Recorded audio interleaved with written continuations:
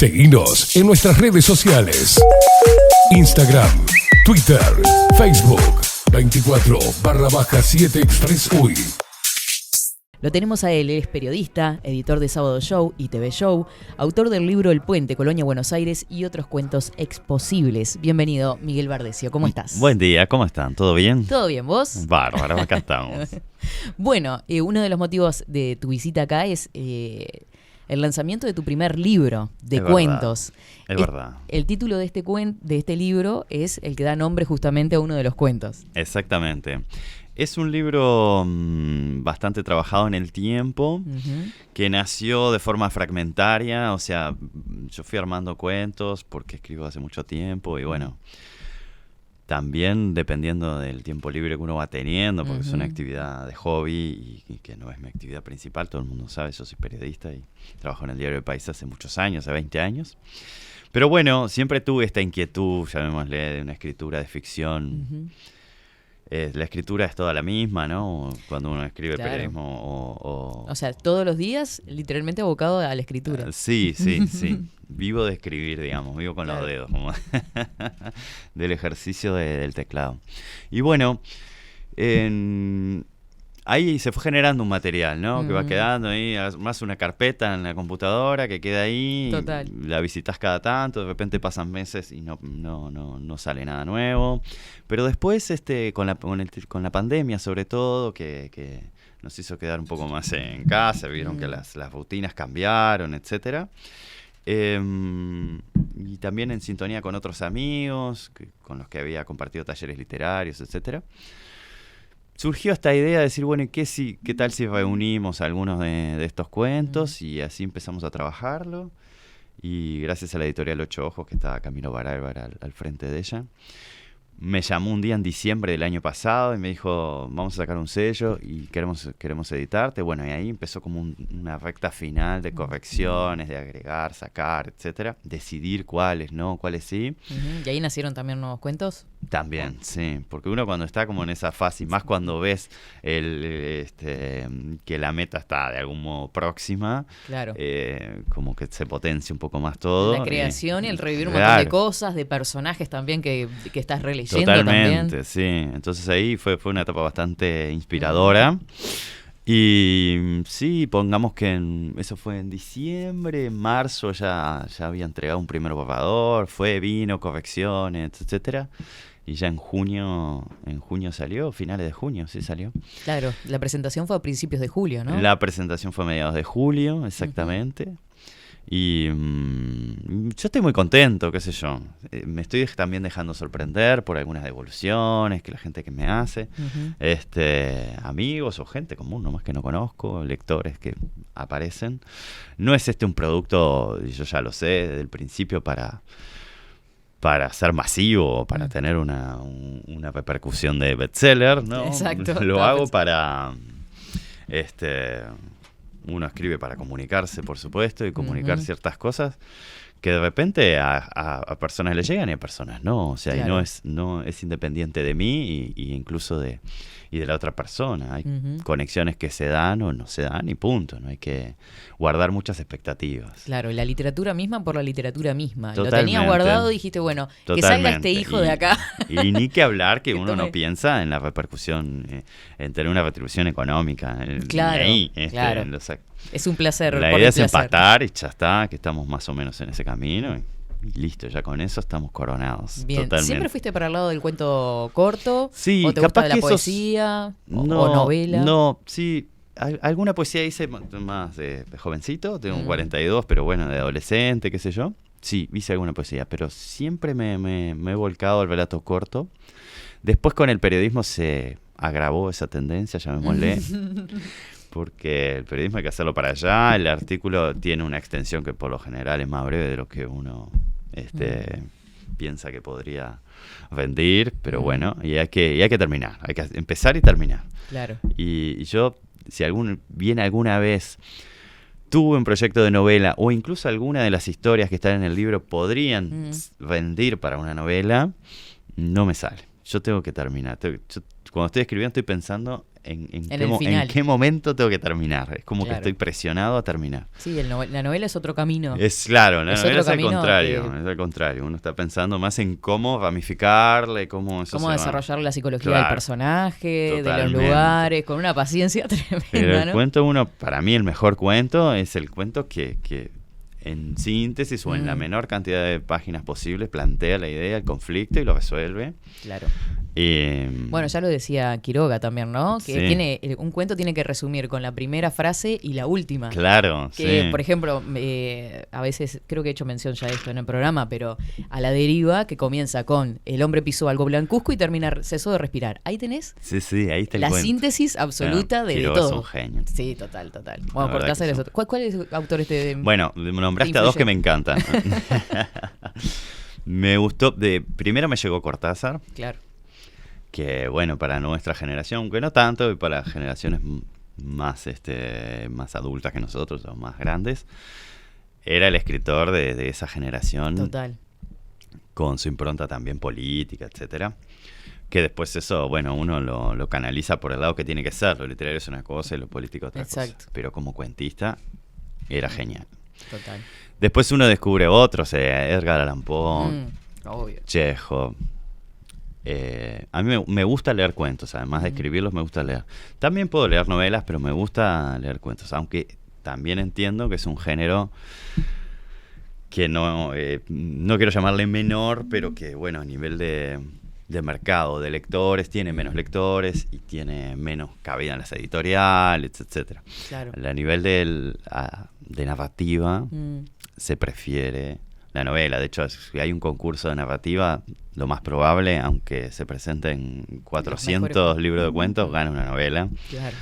Porque, bueno, así está un poco instalado a nivel de consumo de literatura. Está bien. Y eso que el nivel de consumo ha bajado bastante, ¿no? Sí, con totalmente. Locura de los teléfonos y lo electrónico, ¿no? Sí, y aparte está creando creo yo, una generación de lectores que se te van muy rápido, ¿no? Que donde no los atrapes enseguida se te van porque la concentración es otra, ¿no? Claro. Si vos estás pasando historias y es un segundo, pum, y pasa la siguiente.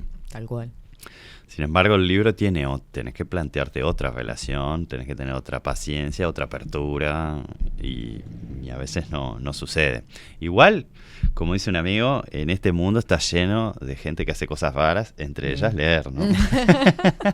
Bienvenidos los y raros. para esos escribimos, para los raros. Exactamente, reivindicando la rareza. Totalmente.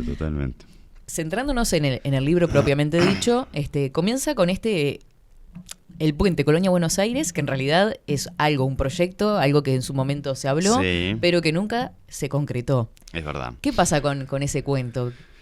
Más o menos. Aparecen personajes extraños. Sí, ese cuento específicamente y varios de los otros están unificados en el concepto, porque el título completo del libro es El puente Colonia-Buenos Aires y otros cuentos exposibles. Entonces está el término ese exposible que no existe, pero que de algún modo lo creamos pensando en esas realidades que en algún momento fueron proyecto y no se concretaron, cosas que pudieron ser. Entonces el caso del puente Colonia-Buenos Aires es bastante sintomático de eso, simbólico de eso, porque en los años 90 fue un proyecto bastante concreto, se llegó a aprobar en el Parlamento uruguayo, se crearon comisiones, hubo equipos de científicos, ingenieros que estudiaron la viabilidad del proyecto, se estudió hasta el impacto social que podía llegar a tener, se hicieron informes, jornadas. Y quedó en nada. De análisis, sí, totalmente, quedó en nada. Entonces, lo que hace el cuento es imaginar que el puente se hizo, o sea, que el camino ese que cierta gente empezó a tomar, vos lo continuaste. Se concretó, no quedó trunco como en la realidad, digamos. Entonces, bueno, se hizo el puente y se imagina una situación entre dos personajes. Uno que en realidad no lo quería el puente, y por razones nostálgicas, porque yo imagino que si hubiera un puente y si Colonia y Buenos Aires estuvieran unidos por un puente de 40 kilómetros, o sea, yo que sé, en media hora estás en un lado o en otro, Colonia iba a cambiar sustancialmente, se iba a transformar en una especie de, no sé, de Puerto Madero, llamémosle. Entonces este personaje está muy nostálgico del anterior Colonia y no de esta cosa que se formó a partir del puente. Y después se cruza con otro personaje que en realidad hace usufructo del puente, va y viene, es como un ciudadano moderno, ciudadana porque es una chica, y se genera ahí el contrapunto. Excelente. Esa es la dinámica de ese cuento en particular. Pero el resto de los cuentos también transitan por ese lugar de cosas truncas de las vidas de la gente. Que puede pasar a nivel cotidiano. Bueno, ¿qué pasa si hubiera aceptado tal trabajo? O al contrario, si no me hubieran echado del liceo, yo qué sé, por decirte algo. O si hubiera continuado tal historia de amor, ¿qué hubiera sido de mi vida? Y ese tipo de cosas que en la realidad no existen, a veces operan mucho en el presente. A nivel de tu comportamiento, de tus decisiones, lo que podrías haber hecho influye, aunque no existe, porque no pasó y es contrafáctico y no se sabe qué hubiera sido de tu vida si hubieras tomado el camino que no tomaste. Porque no lo tomaste por decisiones propias o porque no se dio, porque dependía de otros, etcétera, lo que sea. Pero a veces eso o te angustia porque pensás que tu vida podría ser mejor, o al contrario, te da orgullo por la vida que tenés. Entonces, me parecía un territorio que está a mitad de camino entre el realismo, digamos, lo que pasa en realidad en la vida, y ese elemento fantástico que no sucede, pero influye igual. Me parece que estaba bueno como concepto. Elementos fantásticos, por ejemplo, con este personaje que es como un poco anacrónico, claro, o que va y viene en el tiempo, ¿no? Sí, sí. Hay un verdad. personaje que entra para romper el esquema y dejarlos boquiabiertos a los personajes. Totalmente, totalmente. En el cuento El Puente, Colonia, Buenos Aires, el elemento fantástico es el puente, porque no existe. Claro, bueno, principalmente. No existe. Sí. Y a partir de ahí se dan las demás. Después hay otras situaciones por ejemplo, el último cuento, que se llama Hijos desensamblados, plantea una situación que tampoco existe, o no sé si existe, pero capaz que podría existir, que podría ser verosímil, y es que dada la situación de que los hijos suelen complicar, cuando nace un hijo, suelen complicar la vida de pareja, y de hecho muchas veces las parejas se terminan, después complican la convivencia, etcétera, etcétera, hay un grupo de gente que resuelve que en el momento de tener un hijo se separan, como adelantándose a la situación y no cargarle el trauma de la separación a los hijos. Capaz que hay alguien que puede pensar eso, ¿no? Que puede ser...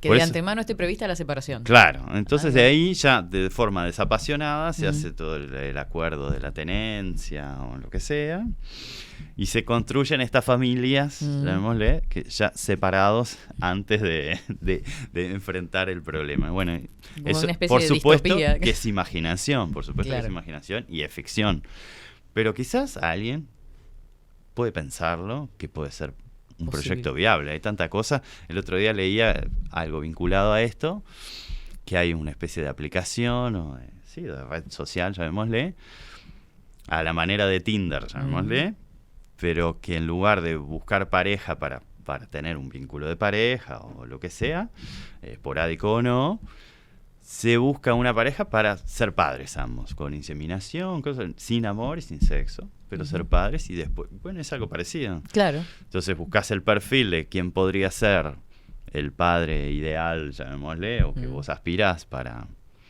un hijo. No tenés un vínculo de pareja con esa persona, pero bueno, se llega a un acuerdo, incluso habrá un acuerdo legal. Y después, y eso está sucediendo en la realidad. Después se hace la inseminación, lo que sea, nace el hijo y se cría a la manera que se haya acordado de forma profesional. Y eso existe. Y bueno, entonces como que el mundo también va hacia lo fantástico en muchos aspectos. Eso, por ejemplo, fue uno de eso, de jugar con lo fantástico, capaz que influenciado también por Cortázar, ¿no? Con ese, Sí, un poco. sí. Y técnicas narrativas, por ejemplo, me quedé pensando en ese cuento que va y viene en el tiempo, este personaje en particular, en las técnicas narrativas. Es Claro. como una especie de una forma de serie de Netflix, ahora que se usa tanto el flashback, ¿no? Sí. Ese ida y venida. Totalmente. El primer cuento, que se llama El Viajante, plantea la historia de un personaje. Ese es el más fantástico, creo, de todos, porque no sería muy posible, pero bueno, quizás sí. Nosotros vamos hacia el futuro en términos de tiempo. O sea, nosotros entendemos que mañana no sabemos muy bien qué va a pasar, o tenemos cosas previstas, pero es mañana. No pasó, va a suceder. Bueno, este hombre va al revés. Para él, o sea, no sabe qué va a pasar ayer. Entonces Claro. empieza a ir para atrás. Todos los demás vamos en un sentido y él va en otro sentido. Entonces O sea, cronológicamente él mismo también va como cumpliendo para atrás. no es a lo Benjamin Button, que va rejuveneciendo. Lo pensé, pero no. En realidad, él va envejeciendo y va teniendo Bien. su curso vital normal. Pero está a contrapelo y va para adelante. Entonces, él llega, trata de ser lo más sociable posible. Y cuando llega a lugares, va a bares, por decirte algo, y lo dice que viene del futuro. Y bueno, a partir de ahí se plantean cosas que le preguntan a él, que uno quiere saber del futuro. Y a partir de ahí se desarrolla un poco la historia, que es entretenida en el fondo. O sea, busca, no es que ¿A tenga... quién no le interesa el futuro, no? Y Claro. saber del futuro y qué puede pensar él. Tampoco este cuento ni ninguno de los otros tiene una intención muy filosófica, simplemente es pasar el rato y plantearse el desafío, de decir, bueno, ¿qué pasaría? Y él va hacia atrás, va hacia ayer y está esencialmente solo, obviamente, pero durante el día coincide con nosotros y vive el día normalmente con nosotros, pero al otro día para él es ayer. Entonces Claro. empieza a caminar hacia atrás. Y lo interesante también, que no se me ocurrió para el personaje, porque no tiene mucha curiosidad, o sea, no sé cómo... me gustaba el contrapunto. Nosotros le estábamos preguntando a él todo el tiempo qué número sale en la quiniela, qué equipo de fútbol va a ganar. Loco, claro. Tenemos curiosidad sobre qué va a pasar o incluso sobre nuestras propias vidas. Él, sin embargo, que podría tener toda la información y no se compra un libro de historia ni pregunta. Él va para atrás y chao. Claro. Y me parecía que estaba es como bueno. que mata eso, justamente la curiosidad. Totalmente. Bueno, así que este libro está en todas las librerías. Está en todas las librerías, lo editaba Ocho Ojos, la editorial, lo distribuye Escaramuza y está en todas las librerías. La tapa, ¿de quién es diseño? El diseño de tapa es de Ayara Camacho. Quedó preciosa. Quedó muy lindo, sí. Es ese puente que como que se invierte en parte.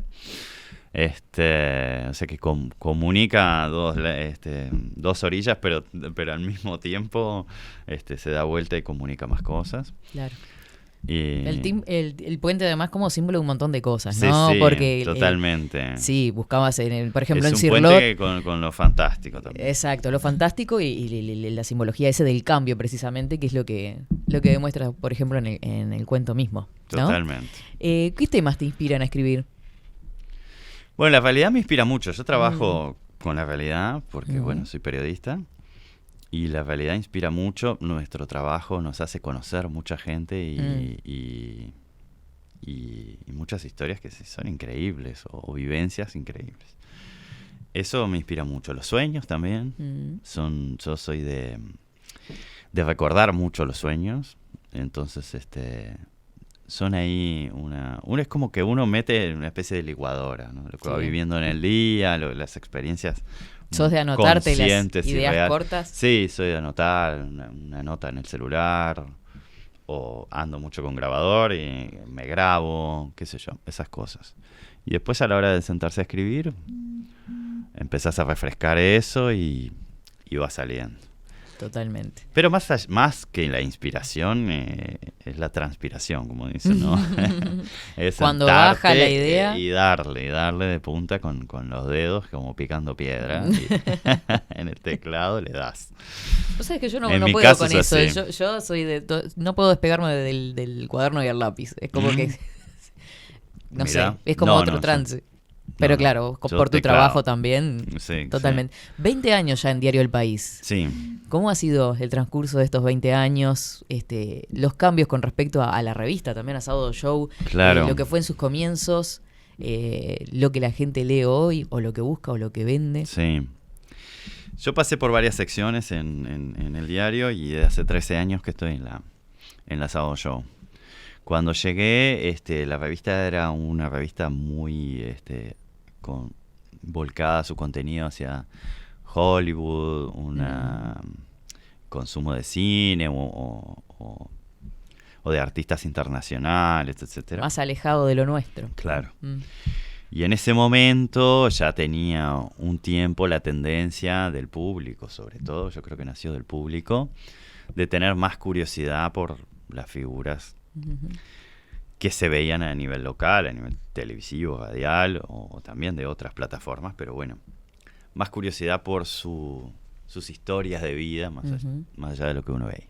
Entonces el diario decidió que en Sábado Show podía ser un buen lugar para reflejar eso.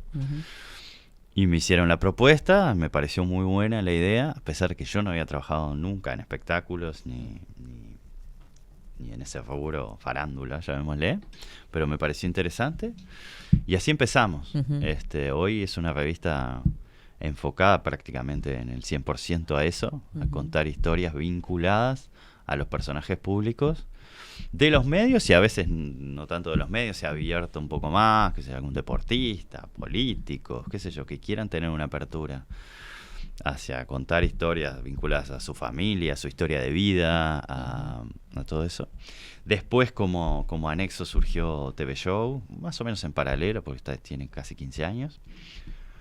Y también fue afianzándose en ese camino de las noticias diarias vinculadas a los medios de comunicación y los personajes de los medios de comunicación. ¿Existe la farándula uruguaya como en Argentina? Y sí, existe, tiene otras características a la farándula argentina, pero existe. Porque también pensar qué es la farándula. Uno lo piensa para lo despectivo, ¿no? De decir, bueno, sí, la pero farándula. La farándula es el uruguayo es el conjunto de los personajes, comunicadores, actores, músicos, lo que sea, que comparten cierto contenido o que hay interés sobre sus vidas privadas, llamémoslo entre comillas. ¿Es solo eso o es eso más el interés que hay en el público por esas historias? Nosotros, nuestras notas, ahora que se puede rankear todo en la web, nuestras notas suelen ser, muchas de ellas, las más vistas del día. Claro. Y no es el anuncio de la calle Pou de que nos vamos a jubilar a los 65 años, cosa muy, muy influyente para todos, lo más leído del día. Sino que Guandanara, puse algo internacional ahora, pero por poner algo local, porque Humberto de Vargas tuvo un problema con la policía y eso, ¿qué es más importante? ¿Que nos vamos a jubilar 5 años más tarde o que Humberto de Vargas tuvo un problema en una seccional? Claro. Es más importante la jubilación, sin embargo, es más leído que Humberto de Vargas tuvo un problema en la seccional. El consumo. Y esa realidad no la vamos a cambiar. Entonces porque yo considere que es más importante el anuncio de la calle Pou, no voy a dar la noticia de Humberto. No, yo voy a dar las dos y que la gente elija. Tenemos esa apertura. Claro. Tienen el abanico y la gente Claro, toma lo que quiere. Tenemos que dar las dos, obviamente. Pero ese caso fue así, justo fue en la misma semana y lo veíamos. Decimos, pero esto es una locura desde el punto de vista periodístico, si querés. Total. Pero bueno, hay que hacer las dos cosas. Ni que hablar que sí. Miguel, yo te quiero agradecer profundamente el hecho de que te hayas acercado hasta acá, el hecho también de que hayas visibilizado, por ejemplo, 24/7 en su momento. Bien. Así que muchísimas gracias por todo eso. Gracias a ti, Catherine. Estamos en contacto. Estamos en contacto en cualquier momento. Nos vamos a la pausa pasada. Miguel Bardesio, autor del libro El Puente, Colonia, Buenos Aires, y otros libros es posibles en todas las librerías. Seguinos en nuestras redes sociales. Instagram, Twitter, Facebook, 24/7 Express UI.